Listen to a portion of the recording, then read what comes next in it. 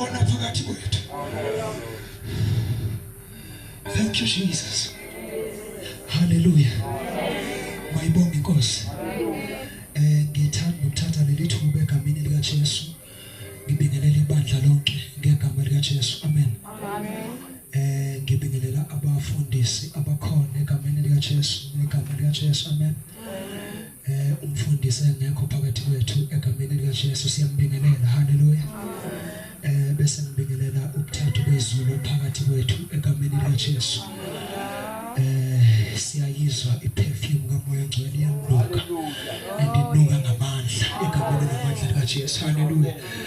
Kuyazwakala ngesisindo sakhe, siyasizwa ukuthi ukhona phakathi kwethu egameni lika Jesu.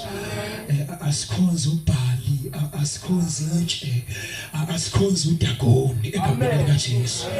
Kodwa nje sisikhonza uNkulunkulu ophilayo egameni lika Jesu.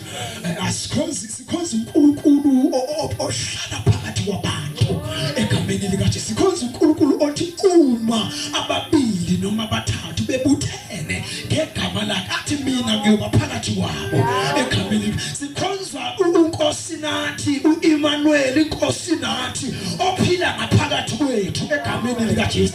Uqumbuka nje ngaphakathi kwethu basa akusathi ukuthi simemeze siwile uMoya Ongcwele kodwa unathi. Unathi. Hallelujah. Ngiphethe nje leyo nto baselona ukuthi njengoba lemvusela liqalile nje kuze kube manje ukuthi unathi. Hallelujah. Njengoba nje simile namanje samemeza, sisamemezela uKristu ezakheni ukuthi uMoya Ongcwele unathi. Njengoba nje sisazomemezela, alithi izwi lakhe njengalokhu uMose aphakamisa inyoka ehlane, kanjalo nathi simele ukuyiphakamisa indoda. Sisazoyiphakamisa